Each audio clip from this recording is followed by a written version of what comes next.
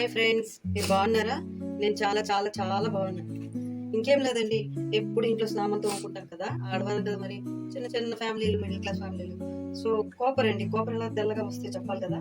So నాకు తెలిసినంత వరకు నా మెజర్మెంట్ చెప్తానండి. చూడండి, ఇది రాగి, తోమక ముందు చూడండి ఎలా ఉందో, చూసారు కదా. ఇప్పుడు ఇది చింతపండు, ఇది ఇటుకి బెడ్ అండి, చిన్న ఇటుకి బెడ్ ఉంటుంది కదా రెడ్ కలర్. సో దాన్ని పౌడర్ లా చేస్తే అయిపోతుంది. 2 నిమిషాలు నానబెడితే పౌడర్ అయిపోతుంది. కొంచెం సాల్ట్ అండి, ఇది పీతాంబరం అండి. సో ప్యాకెట్ పౌచ్ అమ్ముతారండి, చూడండి 5 రూపీస్ పౌచ్.